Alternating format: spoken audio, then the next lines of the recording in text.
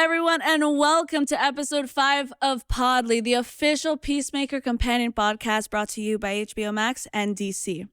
Did you think Economos was ever going to save the day? I bet you didn't, but he does, I promise, with a chainsaw. And we also have Economos himself. Steve Agee is here, and we're going to interview him and talk to him, vibe with him, chat with him, and yeah, you're not going to want to miss this.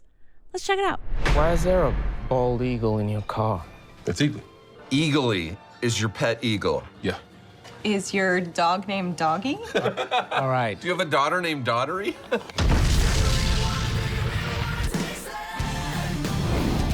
How's it going? I'm Ify Nwadiwe. And I'm your other host, Fiona Nova. And this is Podly, the official Peacemaker podcast from HBO Max and DC. And we're going to be talking about episode 5 today. It's a spicy one. Oh yeah. What was your favorite part of episode 5? Maybe seeing a gorilla getting a chainsaw. That was also my favorite part of episode 5. Oh yeah. I mean, let's get into it. Yeah. You know, it starts off with that real sad breakfast that he was putting together. Which consisted of an egg, like Tabasco sauce, sriracha, or like whatever. I don't even know what it was. And then pepper in a cup. That is low carb. So it is low carb, but he housed it. Yeah, he sucked that down. And then he also kind of gave Goff a little bit of that juice. Yeah, we're kind of learning that he kept Goff. He kept Goff and is taking care of him. And is taking care of him, could not kill this alien and decided to keep it. Yeah. So that's wild. As a pet. Yeah. Interesting. And Adebayo having a little trouble at home. Yeah, I mean, I bet it could be tough, to be like going into espionage as well as trying to keep a steady relationship together. Yeah. I also just don't think Adebayo really knew what she was getting herself into. Oh, no, not at all. Not at all. So I think it's really taking a toll on her just mentally, as well as obviously the relationship. Yeah, she was thinking it was going to be this desk job. Easy, simple. But like they ended up breaking down that they needed to go to this factory, and there they learn about like butterflies, how they work, and this amber fluid that they need to survive. Yeah, so they have this amber fluid that they just need that to survive. It's essentially their food. So we're getting little by little, we're getting more information about the butterflies. Oh yeah, what they are. Yeah, the fact that they need to eat, and that's usually that also answers why we kept seeing them like from what is it, like a tongue of some kind? Yeah, like their mouth receptacle. They're just sucking up this fluid. And you have Peacemaker being mean to Economos, and we have the explosion of it's the fact that he framed his dad, and he wish he could have framed someone else. How can you? I know it's upsetting, but I'm Team Economos here. Yeah, okay? No, I'm with him. I don't really care if the guy gets framed. Yeah, this extreme racist. Yeah, go ahead, lock him up. Yeah, you can lock him up. I don't really care. I have no empathy whatsoever. Yeah. But like, we can kind of see Sophie and Larry not letting it go. They won't let it go. They kind of. I think their goal is they want to get Peacemaker to jail. That's why they're okay with letting his father go. Yeah, but I'm like, I don't think they know the full story. Yeah, they don't know the full story. They don't know what they just unleashed. Yeah, they have no idea. And now you have Sophie, who's a little like suspicious of the whole process, and she asks for these screenshots so that she can do her own kind of verification, which Jeff pointed out was against the rules. Like you're supposed to be so good, but you breaking the rules to get this white supremacist out of jail. Right? Why are you trying so hard to get him out? Gotta get the right one. You have to get the right one.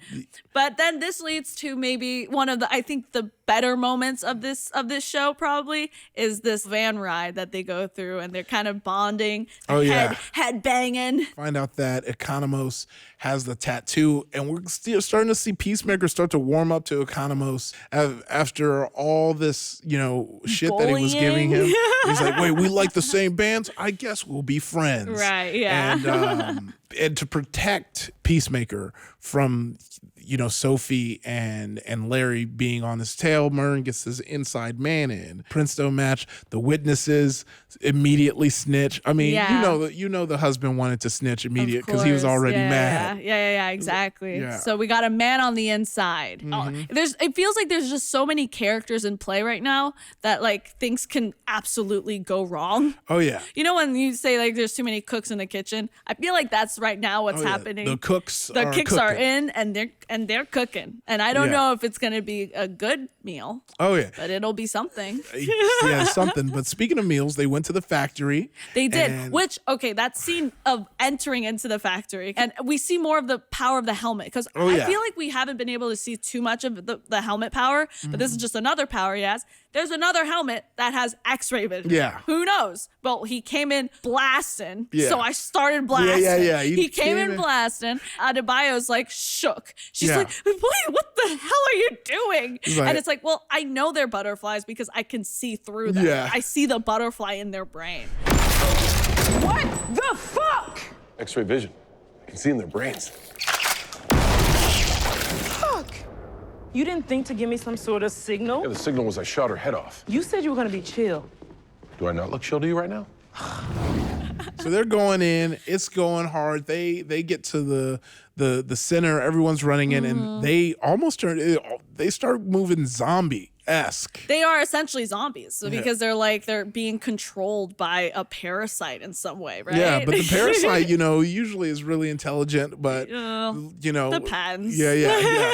They're banging down. They're banging down. Well, yeah, because they're Harcourt and Vigilante are now trapped in a room. Yeah, they're trapped in a room fighting a gorilla that is infected by a butterfly. Which, not new information, it can, I guess, take over anything that has a brain. Or because gorillas are cousins or are similar humans. to humans, right? Yeah, like, we don't have the time but for it's that. also, and if it is a brain, why would the butterfly want to take over, let's say, a dog's brain? I feel like, gorilla's a great choice if you had to take over any animal. Yeah. You have all that strength. It's strength, power. Yeah, but that ape didn't stand a chance against the chainsaw. The chainsaw that Economos came in with. Saving the day. Because Vigilante wanted to be the chainsaw guy that's what in the beginning. The funniest point is. Like he begged to bring it in. He begged. They said no. There's no way they would need it. No. Yeah. And sure enough, they needed it. Sure enough, they needed it. And Economos, he saved the day. Yeah. I told you guys he was going yeah. to save the day. I told you. And then also this awesome scene of just Peacemaker being, again, like a lovable idiot. Like, I think you're like, oh, this guy's dumb, but also he makes sense. Yeah. Like, right? He's dumb, but he makes so much sense. But it makes so much sense. So he straps a grenade onto a Russian tank, essentially. Yeah. And just throws it into a crowd of butterflies and it explodes. Yeah, it explodes big. Done. And my favorite moment after that was Leota is like, Why didn't you tell me to run? He was like, I have to tell you to run from a that grenade. was the best line. That was the first time Peacemaker said something that I was 100% on board with. But what also, he said. you would tell someone to run, like, hey, be careful, I'm about to throw this. You ain't got to tell me to run. It's a grenade. And you saw me, you were right there when I threw it.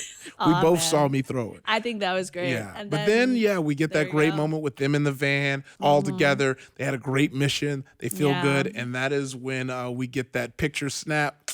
And everyone's feeling good. It feels like a team. Harcourt takes that, snaps that pic. It Feels like a team until the team, Leota specifically, puts on that helmet and sees that Mern's a butterfly. We known all this time. We've been but now new. she knows. I think that was like a great cliffhanger. Yeah, for the next episode. I don't know what's going to you're happen. It's going to answer all the questions about Mern being a butterfly because what does this mean? We're about to find out. We have to talk about after this great, beautiful moment, everyone's feeling They're drinking good. a beer. And I was surprised Leota went back to the trailer to drink a beer. Listen, I'm team both of them, okay? But I feel bad for Leota because I feel like she's under a lot of pressure from a mother like Amanda Waller. Yeah, that's true. Okay, as well as trying to just be a good person. Yeah, she has to go there, put the diary under there, then get home in time to pull the chicken out the freezer. That's what I'm saying. And also, are you really going to disappoint your mother when she's Amanda Waller? That's what I'm saying. I'd be terrified. That's why she dropped that. That's why she did it. As an adult, she probably still gets the chicken out the freezer for her mom. Absolutely. She put it in there, then went back home. Yeah. Just like you said. Every black fan watching right now, like, it's kind of shook because they're like, did I do that? Did I forget? Yeah. Well, I mean, hey, we've got Steve Agee here. Oh, yeah. And we really want to talk to him about just being Economos and his badass moment. Yeah. And with the chainsaw. Yeah, I'm going to dial in and see what he has to say. All right. Okay, we are joined by the wonderful Steve Agee, who plays Economos in Peacemaker. How you doing, and where's the beard? Don't get me started on that beard. I'm doing great. First of all, the beard, the second they said cut on my last day of shooting, the beard was shaved off in the trailer. It was a real point of contention with that I had to start growing that months before we started shooting. So the beard is gone, happily. And I'm doing great. All right, well, let's jump into the first question. So Peacemaker has a different strata of over-the-top characters. And how do you enjoy playing off both goofs like Peacemaker and Vigilante and then more straight characters like Harcourt or Myrn? It's great, and it makes the job a lot easier. I mean, you couldn't have an ensemble cast of characters that were as insane as, like, say, Vigilante. Like, it would be like having a bunch of rabid raccoons in a sack. I don't think it would work. You need straight men, like Jen and Chuck Woody to help kind of ground things. And, it makes it a lot easier. I mean, James writes for both sides of the scale so well. Yeah. Oh, wow. Yeah. And I'll say y'all perform for both sides of the scale, right?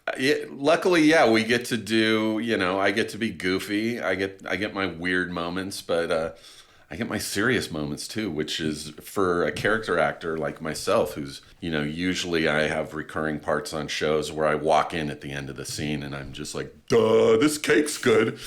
And that's been like my range for like 15 years. And thank God I have someone like James to like actually write actual human stuff for me to say and do. Yeah. I mean, if I'm going to take 2 seconds to stand on the comedy soapbox and be like, we've all sat through an LA acting class and they're like, the comedy guys get drama better than drama guys get comedy because the pacing and comedic timing is very similar to the pacing and dramatic stuff. There's definitely an art to comedy, and the art really revolves, a lot around timing. And I got to say though, when I read these scripts, I was super jealous of Vigilante. I was like, this is the best character on the show.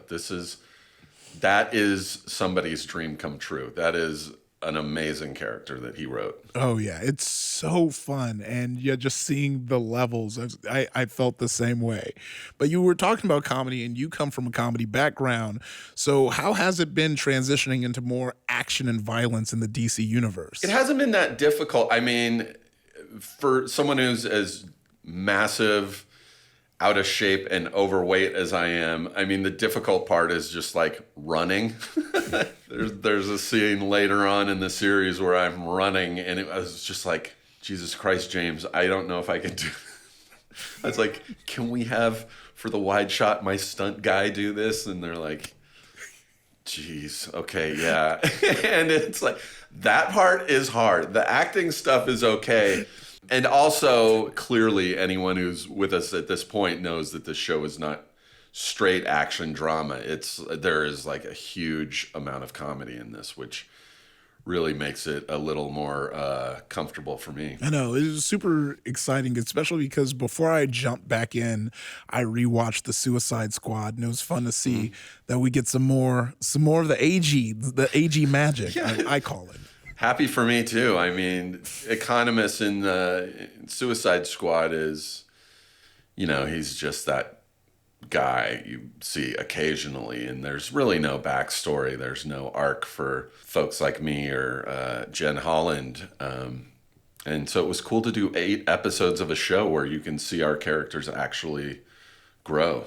Okay, so in this episode, we have the scene where John Cena is just naming celebrities at rapid speed, but you never got a chance to. So I'm going to ask you to name as many random celebrities as you can in 15 seconds. Are you going to start the timing when I say the first one? Yeah, I'm going to just do the fingers. Ready, go. Jason Schwartzman, Dame Judi Dench, Ken Jeong, Tim Blake Nelson, Judd Nelson, Nelson Mandela, Humphrey Bogart, Jack Black. That's up.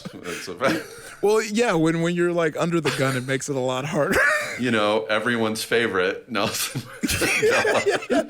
He's a poster on everyone's wall. He's a celebrity, sure. Yeah, I know. He's definitely been on a cover of Tiger Beat, you know. Is this the episode where Cena's just naming celebrities? Yes, that's where it's from. Why'd you put him there, you fat fuck? Because I couldn't think of anybody else. What about Ariana Grande or Drake? What? Brad Pitt or Payne Stewart or Doug the Pug?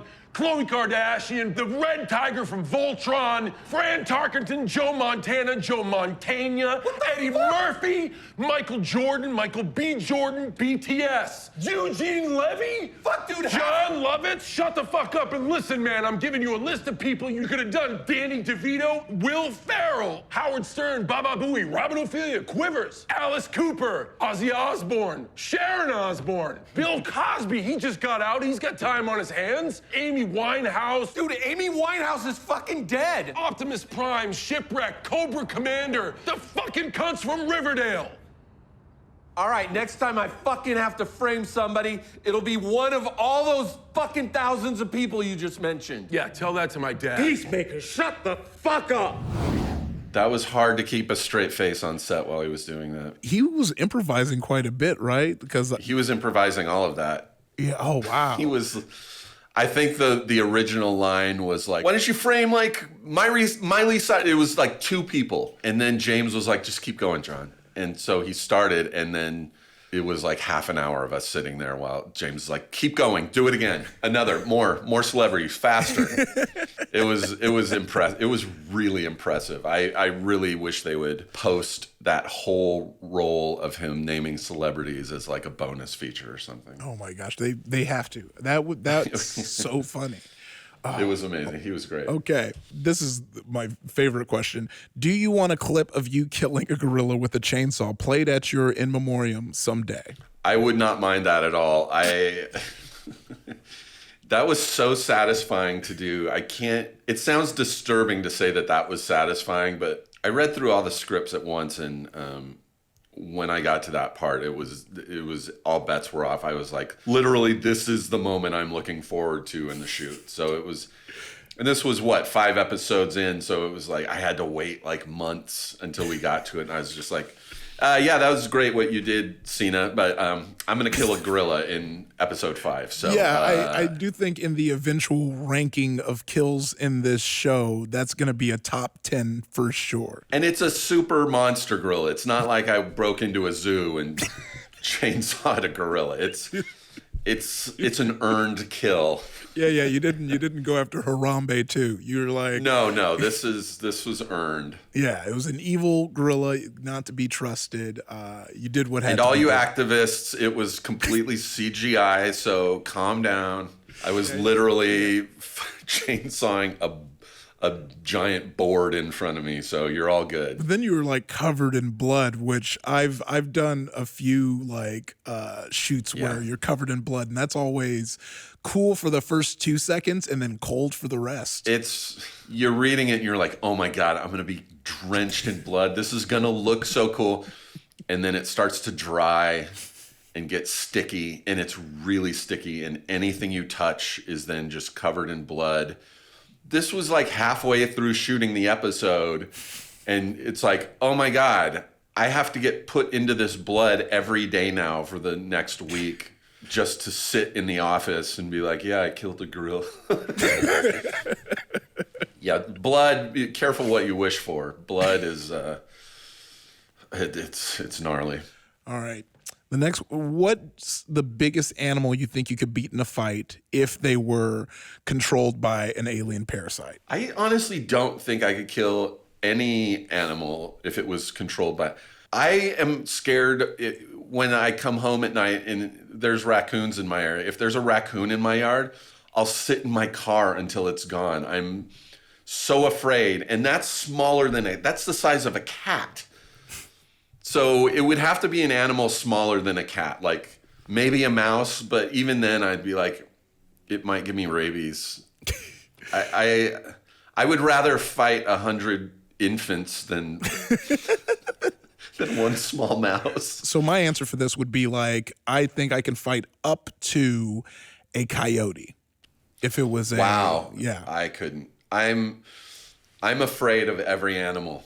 I think if animals realized how scared we were of them, they would rule us. Like horses. Oh, man, are you kidding me? Horses are okay with us jumping on their back. If a horse knew how scared humans were of them, they would just be kicking us and being like, no, get away from me. Go plow your own field, idiot. Every animal to me is scary.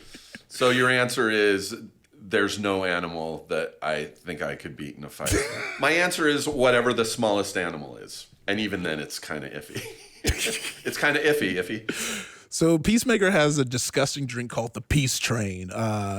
What would your signature disgusting cocktail recipe be? Well, when I was in military school, there was a drink I used to make. We called it a brown cow. I don't know if that's the actual name of it, but it was root beer and milk. It was half root beer, half milk. It was delicious.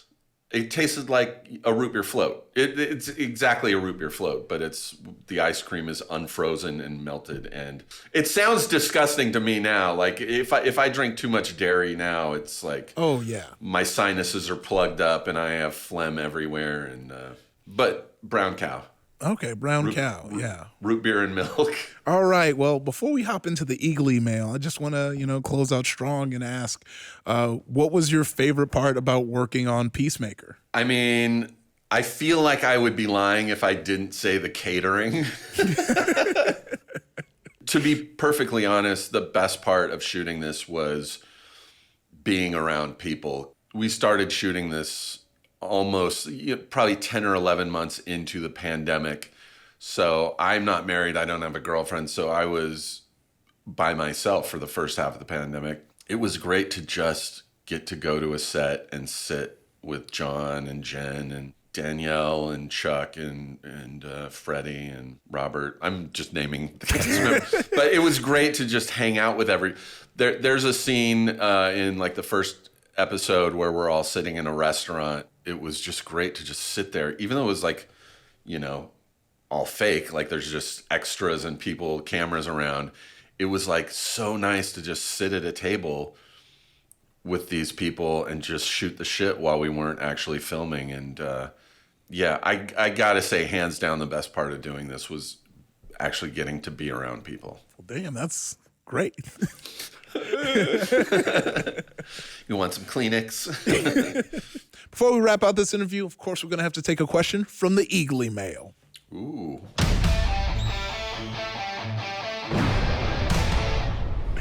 All right. Well, this comes from a user on the DC community boards, and their question is, what's the best item available in the workplace vending machine at Argus headquarters? With any vending machine, I go between two things. I go between just straight up regular Lay's potato chips. I imagine they would have those at Argus. Yeah. Or like, for some reason, a Twix. I never eat Twix unless I walk up to a vending machine and it's like, I haven't had a Twix since the last time I was at a vending machine. I would say either Lay's potato chips. I don't even know if I'm allowed to say that. It's a brand, or Twix. Well, look, thank you so much for stopping by. It was great. Anytime. I hope we get to do it again. Yeah, me too. And I hope there's not like, you see like John Boyega sitting in this seat interviewing you. No, it's got to be you. That'll be in my contracts from now on. All right, mine Only too. iffy. Yeah, Yeah. Well, thank you so much. You have a great day. You too. See you around. Take care. Well, that was a phenomenal conversation with Steve. I mean, learned a lot about him. He went to military school, which I just thought was a threat. I didn't know it was a real place. Yeah. And now it's time for us to give out that Peace Prize. Ooh, Peace Prize. It's time. So this episode brought us a great scene, which was putting an explosive on another explosive, which was from the brilliant minds of Peacemaker. It would just make a bigger explosion. So I think I want to give that specific scene, a Death to Peace award.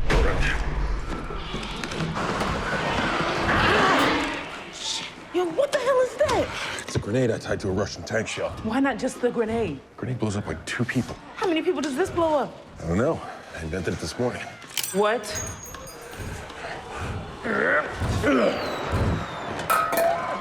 Eat peace, motherfuckers! Let's go!